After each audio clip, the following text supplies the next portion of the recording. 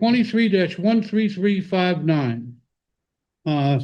It's Mr. Jeffrey Curzon's motion to compel disclosure of shareholder ledger, reconcile share discrepancy to maximize estate value and other related relief. May I have appearances, please? Good morning, Your Honor. We're the plan administrator, Brad Sandler, and Beth Levine of Pachulski Stang, Seal and Jones. Good morning. Morning, Your Honor. Good morning, Your Honor. Jeffrey Curzon, pro se, on behalf of Class 9 solely for myself. And previously I was here on a anonymous shareholders motion as a participant, and I had indicated to the court that I might be representing my father's 1,000 shares that are held in a brokerage account. That's not the case now. My brother is also an attorney, and since our family business is the custodian of the Keogh plan where those shares are held, it would be inappropriate for me to represent my father's shares. And in any case, the narrow relief I'm seeking today, I think would have the effect of impacting all of Class 9. Well, so Mr. Curzon, as you just said, you're an attorney, right? Yes, but not before this court. Before this court, I'm a shareholder, only a shareholder. Well, okay, but you're an attorney, and I think you know, I don't know, maybe I'm being presumptuous, but you're an attorney and you're representing yourself. You perfectly have that able to do so and have that right. What you're not able to do is what you said, which is to represent other people unless they authorize it or the court authorizes it. Yeah. It sounds like what you're That's saying right. is the class Yeah. action, but there's no class action here. So you're here on behalf of Jeffrey Curzon That's right, Your Honor. and the shares you own, not anyone else. That's right, Your Honor. Okay. So that I have, but the way you entered your appearance suggested otherwise. Oh, I understand. Well, I guess I don't want to so-called gun jump. I want to just explain to the court, number one, my duty of truthfulness, and number two, that the plan is the plan, and that was confirmed by Judge Kaplan. And I respect the plan. I'm not here to attack it. I'm here to respect the judicial process. And that's why I mentioned my father's shares. I can also tell you that when I first appeared in this courtroom, and I believe Your Honor was here virtually with Kirkland and Ellis, and I assume Pachulski was here, I was totally unprepared. In fact, I didn't really know what MJL or ML1 or whatever his name is was asking, but I understand that he was seeking a shareholders committee, something that I tried to do and express because I thought that having a shareholders committee would represent shareholders' interests. And when I entered my appearance just now, what I was trying to imply is that under 11 USC 1123 A4 is that all members of a class should be treated equally. So if something applies to me, then I would just assume that it would apply to other members. But before we get into arguments, I want to address two matters of truthfulness to the court. One is at that hearing, I didn't think that I was well. I wasn't prepared. And I made a representation that there were 4 horses in my parents' yard. And that seemed a little bit crazy to me at the time, and it still seems crazy. So in the past week, I investigated at the Peterborough, New Hampshire Police Department, and I asked about it if there's a police report or anything to that effect. My mother now says it was only 3 horses. 3 what? 3 horses. It's a country, so animals escape. And But what does that have to do with this? well, because at the last hearing, I said that there were 4 horses, but now my mother has told me there's 3. I'm gonna get past that. Okay. I'm past it. Okay, good. I don't need to deal with that. The other item is in I everything. appreciate you telling me, but I'm not sure what it has to do with what we're talking. Yes, well, I just want to be 100% truthful, and I'm happy to testify under oath that everything I say is sworn testimony. And in that You're an regard, officer of the court. yes, so I have a duty to be truthful at all times, not just to the court, but to others. But in my papers, specifically 4126, I said my only client at this time is something to do with a medical device. I've learned since filing that it's actually a wellness device, not a medical device. So I just want to clarify that for the record. But everything else I've put forward, including my statements that I held 58,008 shares directly registered. That was as of the plan effective date. And the receipts that I submitted, Exhibit A in 4126 and Exhibit A in the second supplement on the first page, I believe it's dated October 1st, shows those 58,008 shares. So I clearly held shares which were interest you. under the plan. I'm not just, I'm also past that you're a shareholder. Okay. You're a you submitted all kinds of sworn statements that you're a shareholder, or you were a shareholder, and you were, I think, based on the record that I have before me, you were a shareholder. So, you know, we have to deal with the issue of the plan and what the plan did to shares, and which is to cancel them Right. So, and extinguish them. right. So, but what was canceled? What's a little bit confusing is that the opposition to this motion, which is essentially a request that the shareholder ledger be disclosed. What's confusing is that the opposition has said that I'm a purported shareholder. So I have to make it very clear that not only was I a shareholder in terms of my brokerage shares, which were canceled by the notice to, I guess, Seed & Co. Brokerage shares were canceled. There was never any similar notice sent to directly registered shareholders such as myself. And the plan says that all allowed interests, or it says each allowed interest shall be canceled. But then when I add, Sorry, so I generally don't want people to interrupt one other party's presentation, but it sounds like you have an objection as to kind of like some kind of, it feels like you have a relevance or type of thing. To streamline the proceedings, we are prepared to stipulate that as of the effective date, Mr. Curzon was a shareholder. There you go. I was a player. I was, not only was I prepared to find that, I did find it just now. So I'm okay. You're a shareholder. You were a shareholder as of the effective date. And now you were getting into your argument about the issue about whether it's an interest or an allowed interest, I thought. well, so I have emails with the law firm Pacholski, I believe dating back to October of 23, which was shortly after confirmation. And I raised issues affecting the estate value. Okay, because as a shareholder and somebody who, you know, I'm an attorney, but I'm not a bankruptcy attorney, but I understand the absolute priority rule. And I understand that shareholders get nothing unless all the creditors are paid 100%. So my goal is for that to happen, to Plus interest. plus interest, plus fees, plus expenses. I want creditors to say that Jeff Curzon is the best shareholder ever. Now, for that to happen, though, the estate value has to be maximized. And for the estate value to be maximized, the plan has to be followed. And for the plan Plan have to be what? the plan has to be the plan. It has to, the plan Has to be followed. followed, yes. It is followed. Well, then, how does it make sense that the allowed interests were canceled, but what an allowed interest is not defined?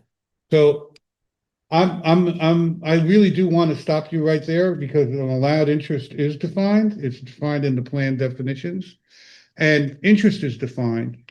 And But then the definition uses more definitions. So the definition of allowed uses the schedule. And, you know, I came here from New Hampshire, and I drafted a lot of paperwork, and that's in the record. I asked Mr. Feinstein, who's not here, Mr. Sandler, who is, I asked them on June 5th for a copy of what is an allowed interest. Was that scheduled anywhere? No response. And I asked them for clarification of whether any equity in any successor entity has been issued, received, or otherwise allocated. Because according to 1123A4, all members of a class have to be treated the same. So what I don't understand is why the seed shares were canceled, 701 million, where the 81 million, supposedly 81 million, because the company's, the debtor's public disclosure is that there were 782 million shares. But So- Bill, I'm gonna interrupt you though now, because I read these provisions of the plan. I read, your objection, their response, your motion, their response. It's very clear to me whether there's 780 million shares, 701 million shares, or 50 million shares. They're all canceled and they're all treated the same. They're all extinguished.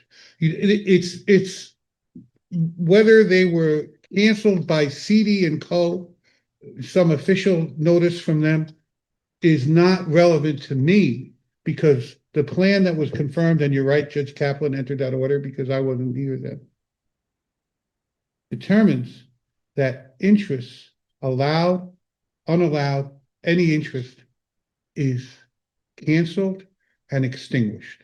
So there is no paradox. There is no question. There is no issue about it. If they missed some, if CD and Co. missed some shares, they missed some shares. They're still canceled. They're still canceled. Seed and Co. is a shareholder itself, like just like me. I am Seed and Co. They're canceled. Whatever they hold, But then, canceled. but Your Honor, if respectfully, if all shares were canceled, then why does the plan say each allowed interest instead of all allowed, all interests? Are you making a distinction between each and all?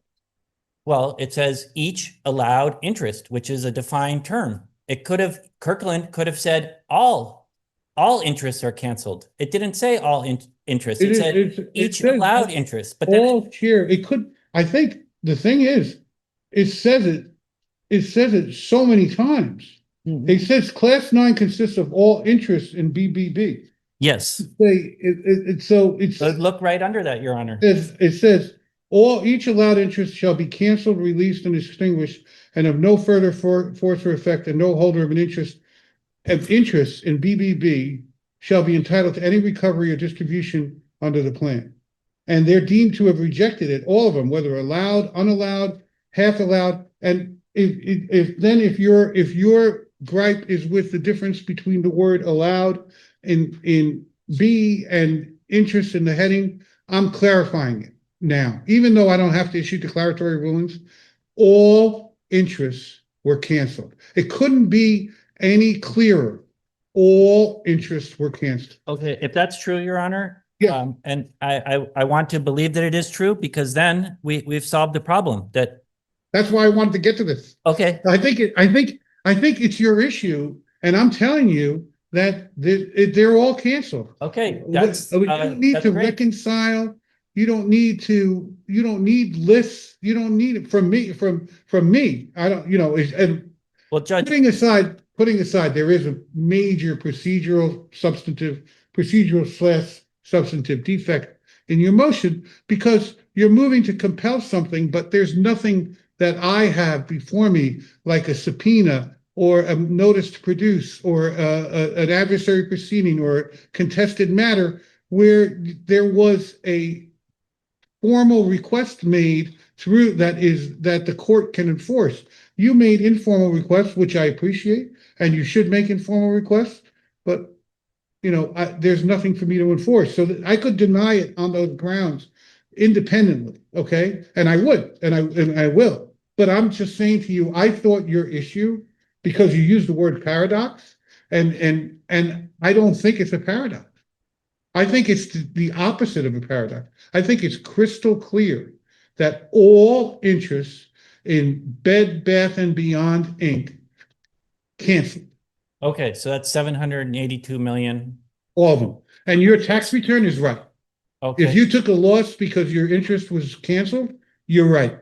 okay, so that I can go home and sleep on it and feel good about coming here today. I would like to submit a post-hearing statement. This will, of course, not be binding, because I understand any amendment has to be agreed by the plan administrator and the DIP or the FILO lender. But wait a minute, I want to wait a just minute. make a I'm proposal. here on your motion Right, but my motion is also a reservation of rights, and I'm trying to avoid litigation. I'm trying to protect the plan, defend the plan, not collateral attack the plan. So my clarifying amendment to the plan is to say basically what Your Honor just said, is that all common shares are canceled. It says it already. It doesn't need to be clarified. But if it said it, it would say it. It says each allowed Yes, interest. It I doesn't say. am telling you, this is the plan that my court confirmed. And I am telling you that all shares in Bed Bath & Beyond, preferred, common, and warrants canceled, Including the Seeding Co shares. including whatever. Including the AST shares, I apologize. Whatever. Including the AST shares. Yeah, I mean, but Directly registered. I'm just saying what's already there. I'm not issuing any new rulings. This is what's in there. It's done. It's over. There are no interests in Bed Bath & Beyond at this point in time. But isn't it relevant how many interests there were? You tell me why. Because it's Chapter 11 and there's a possibility for an exit. So if I'm a billionaire and I see that all these creditors are owed money and I'm sympathetic to that, I'll write the estate a check for whatever they're owed and take the equity and take the tax benefits. But if I don't know how to distribute it to the equity because I don't know how many there were. Yeah, but there's no equity to distribute it to. Not at the time, not at this moment, but there could be. Yeah, so, and that's another thing. I can't do advisory or declaratory rulings, and I certainly can't amend a plan on a document that you bring to court on 2 years after the plan was confirmed. The plan Can't has do a it. good faith provision in it, and the plan also has an amendment provision. So I'm just asking that for the benefit of the court to file a post-hearing statement which has a proposed amendment which can be accepted or rejected. And it essentially says, for the avoidance of doubt and notwithstanding on any other provision of the plan, the term allowed interest as used in respect to Class 9 shall include all common shareholders. Now, if they want to clarify that even further and say all common, all preferred, all warrants, fine.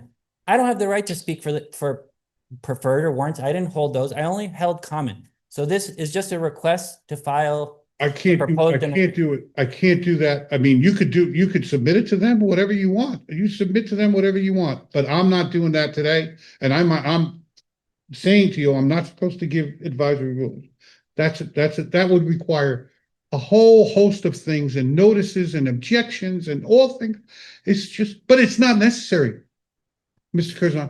It's not necessary because, again, you know what? We're right full circle. We're all the way back to where we started, because there's no question that you, Jeffrey Curzon, your shares are canceled.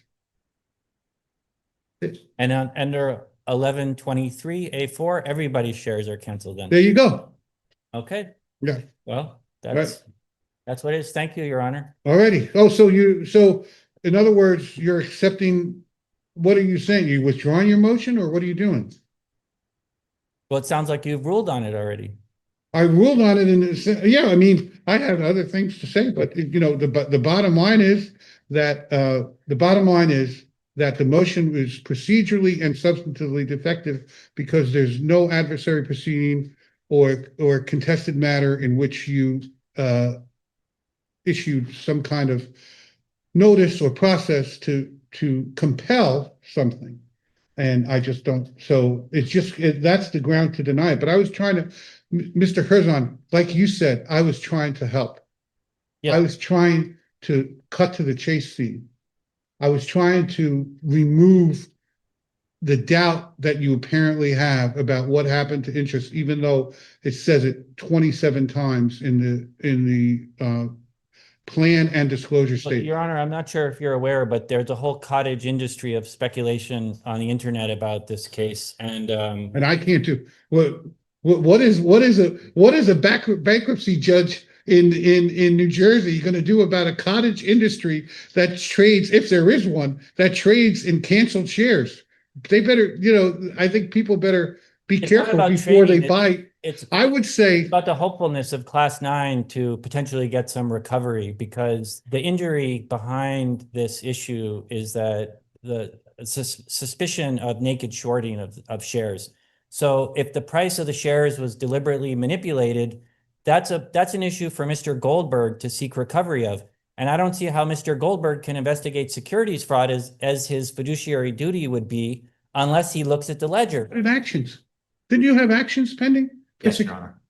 They have actions. Many, in fact, hundreds of actions. Hundreds of actions. Okay, so that's But- positive. That's positive news. I mean, That's why I came I don't know. today. I don't know what to say. Learn something. You know what?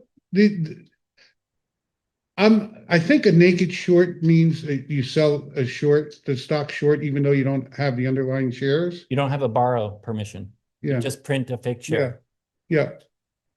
So just to continue that analogy, it couldn't be more naked because there's no share. There's no share.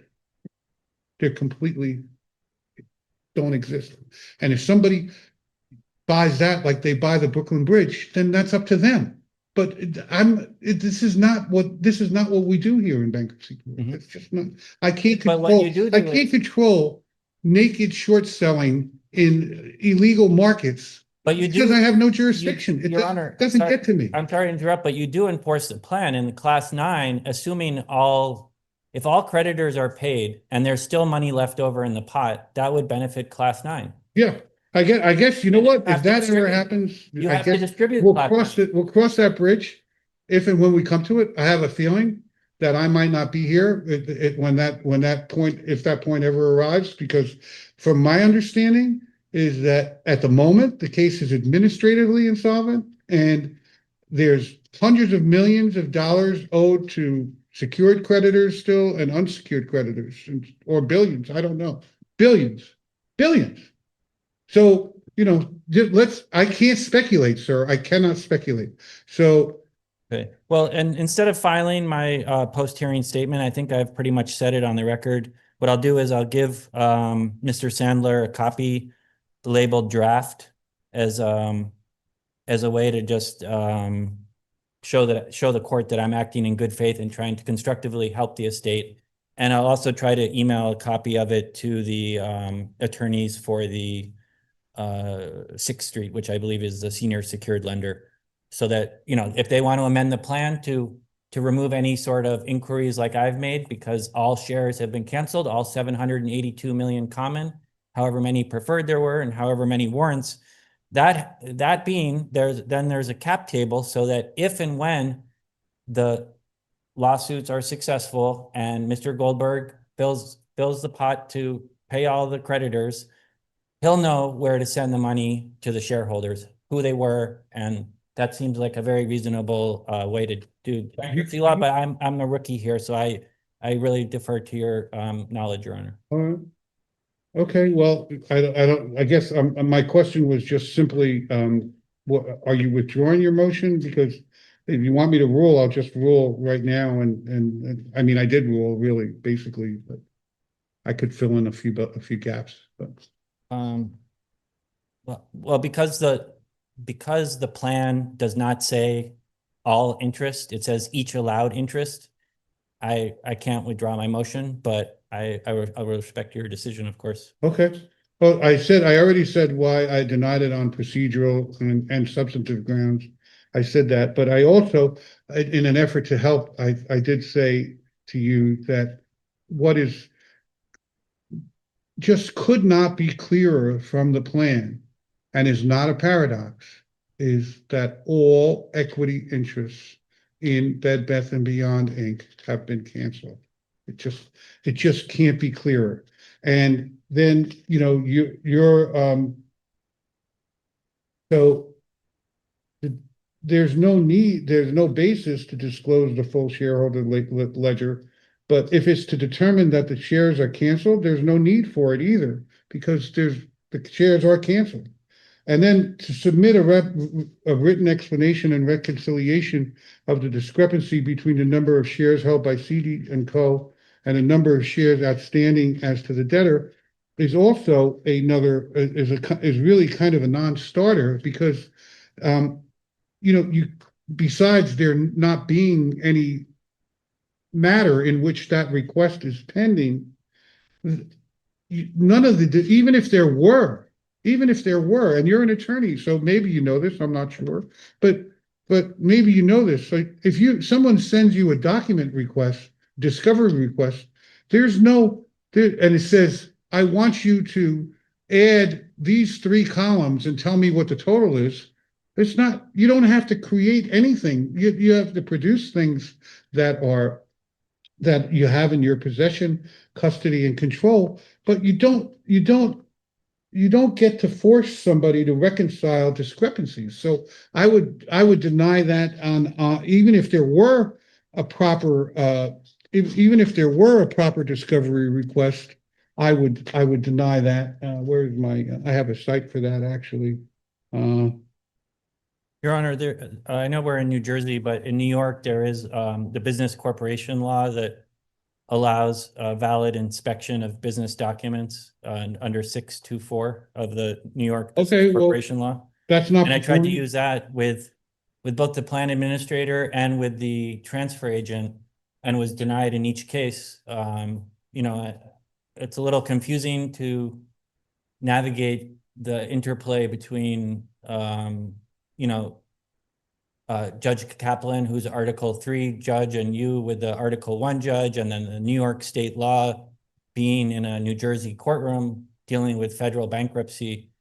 But, you know, I just thought the ledger doesn't lie. I'm looking for truth. And if you're telling me that I don't have a right to see the ledger, I'm not telling you, I'm saying to you that you didn't put it in the correct procedural and substantive posture in this motion, and that further, that there's no right, even if there were, there's no right to compel a party to create a document and do things like reconcile shares that is not something that was already produced and existing in their custody or control. And like, for example, Brown versus Warden Ross Correctional Institute, 2011 Westlaw 1877706 at star 5, Southern District, Ohio, May 16th, 2011. No duty to create documents simply to comply with discovery requests.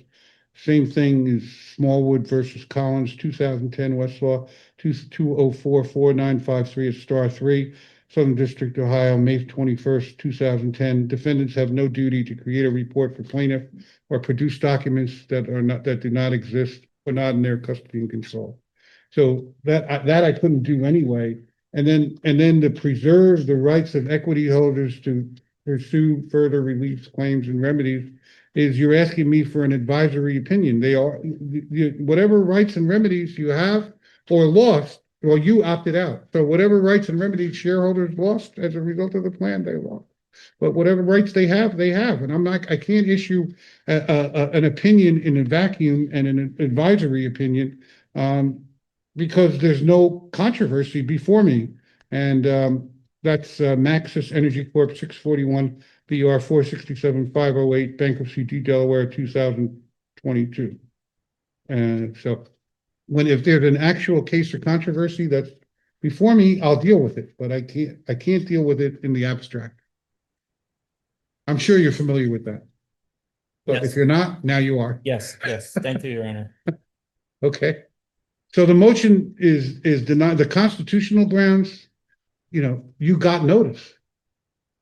So there was due process, and there was no taking without due process. It's a plan. And Well, the plan was Steve got confirmed. notice. I didn't get notice, and the other 2,700 approximately shareholders on the register didn't get notice the way the Seed got notice. Okay. So that's a slight technicality, but but in any event, I can't deal with it because I didn't have any I don't have that before me, and I saw proofs of service all over the place on the plan and confirmation of the plan and voting, and you voted, so you had actual notice. You didn't vote. You submitted a ballot that opted out, so you had actual notice. I don't know if that's a vote, Your Honor. I think no. You're right. I corrected myself. Okay. It wasn't a vote. Yeah, It was not a vote. I wasn't entitled to vote. Crystal clear. No, it's okay. I deserve to be corrected. It's appropriate to be corrected. All I'm saying to you is that the actual notice that you had of the proceedings is evidenced by, among many other things, the submission of a form that opts out of the release. So the motion is denied for all those reasons. Okay, thank you, Your Honor. Thank you. Should we Thank settle- you. Your Honor. I'm sorry? Should we settle in order? If you want to, yeah, sure. That's right there. I don't have an order. You're right. Yeah. We'll take care of that, Your We'll Honor. Yeah, but I mean, you know what? Keep it simple. Motion is denied for the reasons set forth on the record. Because then if you start getting into all the That was nitty gritty, That- it's gonna, intent, Your Honor. We'll send it to Mr. Curzon first, but that Yeah. will be the substance. very simple. Just send it to Mr. Curzon. You have his contact info. We do. I know, right? We do. We have his email. And so, and you know, the rules are, if you have comments, you know, you try to work it out. And if not, you know, there's a 7-day rule that you submit the form and 7 days to object. And you have to submit a counter proposed form of order. Okay, Thank you, Your Thank you, Your Honor. Honor. thank you. Appreciate the time. Yeah, no problem. Sorry, you didn't get I just, I don't know if, you know, you don't need to speak because I ruled. Next time. Sometimes lawyers are the smartest when they say nothing. Yeah, I don't know. I just. Thank you, Your Honor. All right, thank you.